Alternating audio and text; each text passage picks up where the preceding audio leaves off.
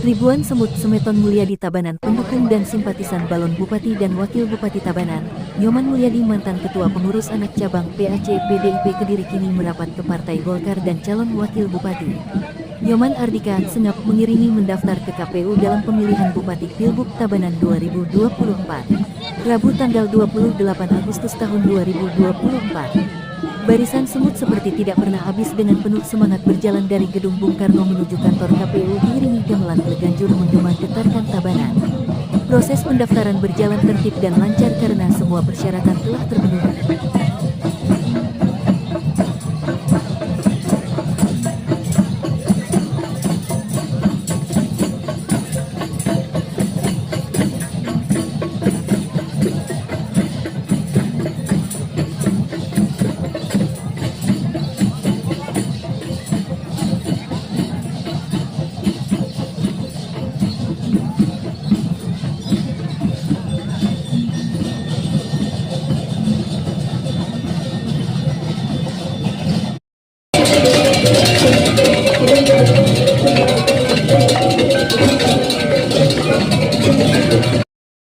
Haris Bayan, dengan dukungannya Bayan. Baik, sesuai dengan tugas partai politik ya, memang tugas partai politik itu adalah mengusahakan mencari figur-figur, mencari tokoh-tokoh yang terbaik untuk menjadi pemimpin di daerah kita. Ya, kenapa kita mencari pemimpin yang terbaik? Tentu kita berharap kepemimpinannya akan dapat memberikan kemajuan, kebaikan, kesejahteraan untuk kepentingan masyarakat Tabanan. Nah, kami dari Partai Demokrat sudah bersepakat dengan tim koalisi Kim Plus ya. Mohon izin, ada 8 partai bendera merah yang putih bergabung nanti diikuti oleh bendera Golkar, setelah Kedan bendera dari Gerindra, setelah Kedan bendera dari Demokrat, PSI, Nasdem, PAN dan Kenapa demikian? lain-lain. Karena beliau adalah khususnya Pak calon Bupati, beliau orang yang sudah selesai secara kepentingan pribadinya beliau. Secara ekonomi beliau sudah sangat Kita selesai. baris, tapi Dan beliau di ini sisi benar-benar ingin mengabdi kau kanan untuk kepentingan tapi mensejahterakan dangin masyarakat dados. Tabanan. Nah, itu dapat kami ukur dari 21 program unggulan yang dirancang sama beliau. Betul-betul itu adalah semua diarahkan untuk kepentingan masyarakat program-program. Nanti akan terjadi pembangunan yang akan dilaksanakan, diarahkan melalui dari desa. Jadi fungsi pengawasan dari pemerintah kabupaten, SKPD yang ada itu adalah fungsi perencanaan dan pengawasan. Pelaksanaannya nanti akan dilaksanakan di desa masing-masing. Tentu ini akan sangat bisa dinikmati dan dirasakan nantinya oleh masyarakat secara langsung.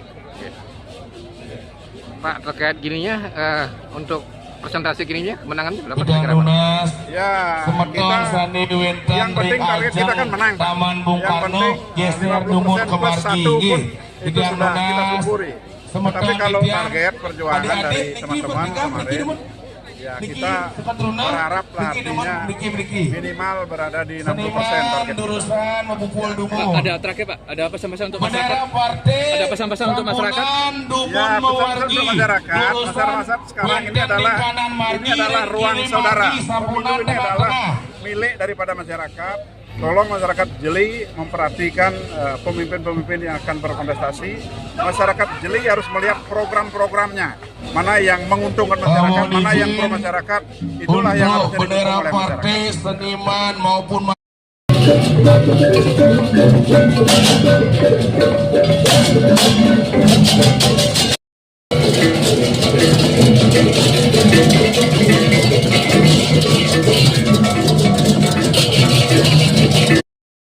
yang Iwayane Kantara, yang dari relawan Semut Antasari yang mendukung Pak Mulyadi Sengap karena menurut yang beliau sosok yang ramah terhadap masyarakat dan bisa saya yakin bisa membuat perubahan untuk Tabanan yang lebih maju.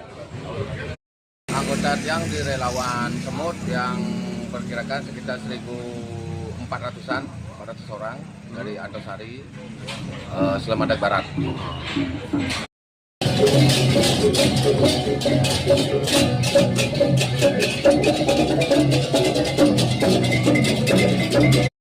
Silakan Pak. Terima kasih. kasih teman-teman media yang sudah memberikan support hari biasa luar biasa hari ini.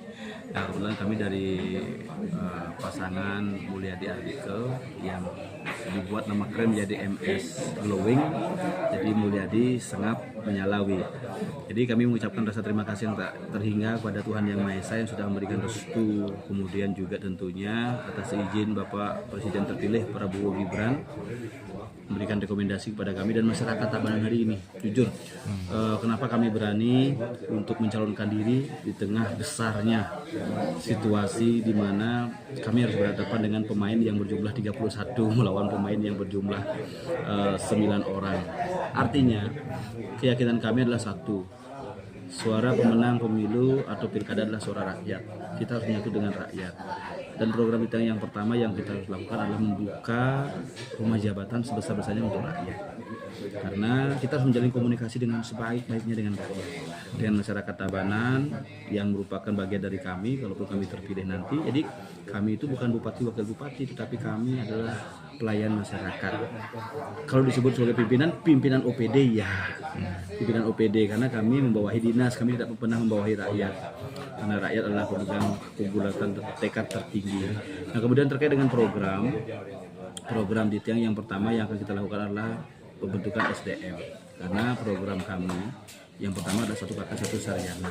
Kita harus mungkin lakukan itu. Nah, kemudian yang kedua bagaimana mengoptimalkan PAD kita yang sangat kecil 500 sekian miliar. Kita harus membuat program inovasi menambah PAD. Caranya satu, kami akan membuka peluang untuk para pebisnis dan juga tentunya investor untuk membuka peluang sebesar-besarnya untuk bisa berinvestasi di Kabupaten Tabanan ini. Dengan catatan, satu, taat bayar pajak. Sehingga dengan proses itu akan terbuka program kami yang selanjutnya, yaitu membuka lapangan pekerjaan sebesar-besarnya untuk masyarakat Tabanan itu sendiri. Jadi ketika sudah ada lapangan pekerjaan, masyarakat sudah akan bisa bekerja, masyarakat bayar pajak, pengusaha bayar pajak, dan semuanya akan hidup dengan baik. Masalah bagaimana kita memberikan program, banyak orang yang nyinyir pada kami, jujur saja. Di mana dapat uang untuk bisa mengasihi desa 1 miliar. Ini sebenarnya kan pengolahan administrasi saja.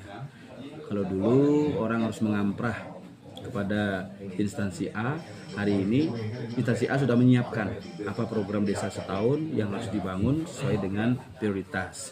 Sehingga di sini kami berharap desa itu berinovasi, berlomba-lomba bersama-sama untuk mewujudkan desa maju. Tidak terus desa berkembang. Dan yang paling penting, kami tidak takut untuk menganggap diri kurang. Sehingga program yang pertama kami lakukan di tahun kami yang pertama, 6 bulan pertama itu adalah beranjang sana ke departemen-departemen kementerian-kementerian yang ada di Jakarta untuk bisa mendapatkan fasilitas-fasilitas daripada pemerintah pusat yang bisa kami wujudkan untuk Tabanan tercinta ini. Sebagai contoh, infrastruktur jalan. Ada Kementerian PU yang bisa menyalurkan bantuan itu. Kemudian yang kedua, sekolah, Kementerian Pendidikan. Kemudian yang ketiga adalah sarana-sarana seperti misalnya penunjang rumah sakit. Alat-alat yang mahal itu hanya bisa dikomunikasikan dengan pemerintah pusat. Kalau kita di daerah membeli alat yang mahal, kita akan kekurangan akal, bahkan kekurangan energi. Jadi harapan Titiang ke depan kami sudah berkonsultasi dengan orang-orang yang pernah ada di birokrasi, yang hari ini sudah pensiun.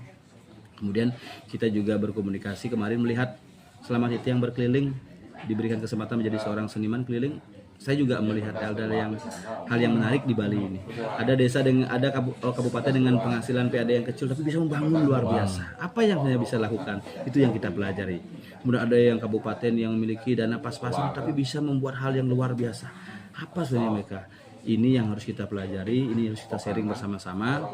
Yang penting kami berkomitmen untuk mewujudkan Tabanan yang maju dan sejahtera, namanya MS Glowing, biar Tabanan ini bisa menyala seperti harapan kita bersama.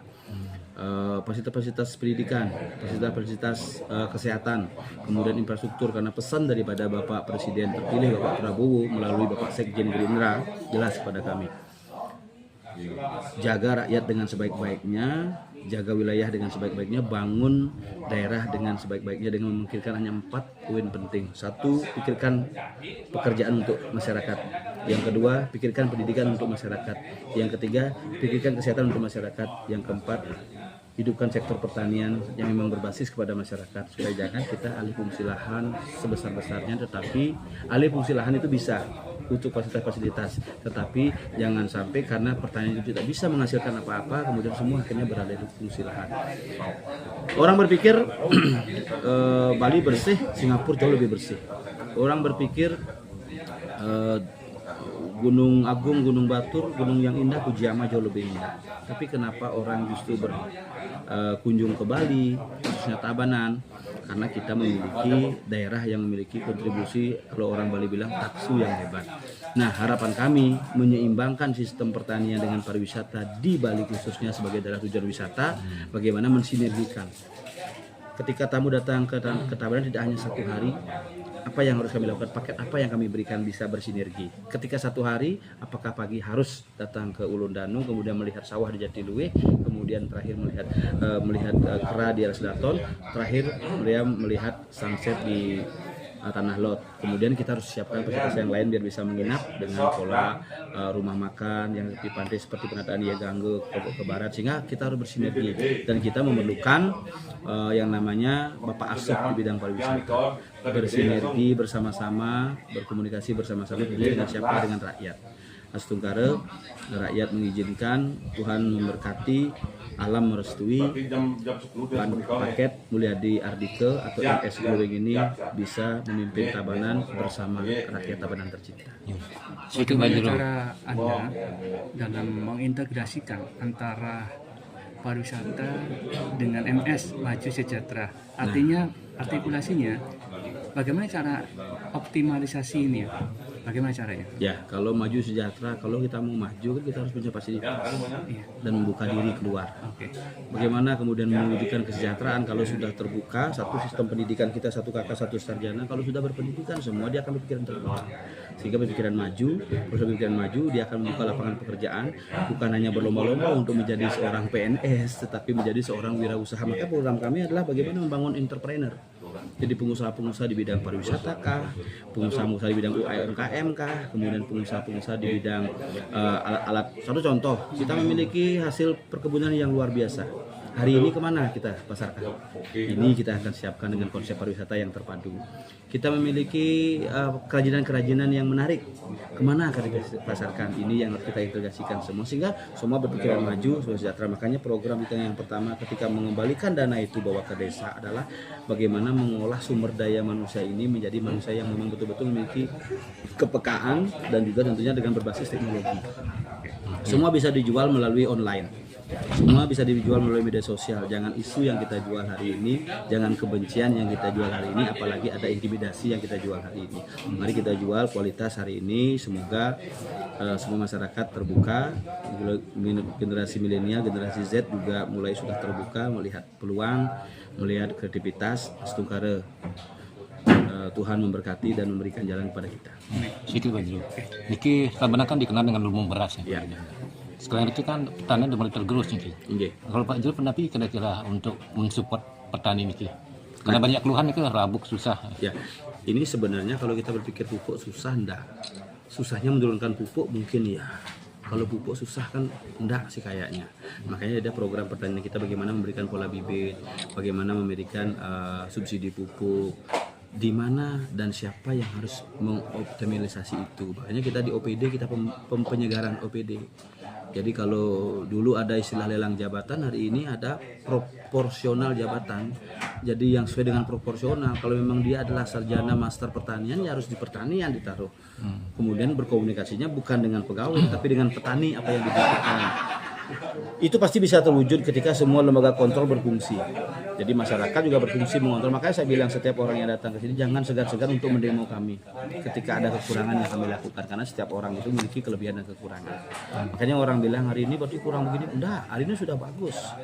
Dari dulu sampai hari ini sudah bagus kan, tapi ada yang perlu kita sempurnakan. Makanya program kami adalah menyempurnakan yang kurang bermanfaat, kemudian memperbaiki yang kurang baik, sehingga kita bisa tidak ada istilahnya pergantian pemerintahan, pergantian sistem, pergantian bangunan, tidak ada.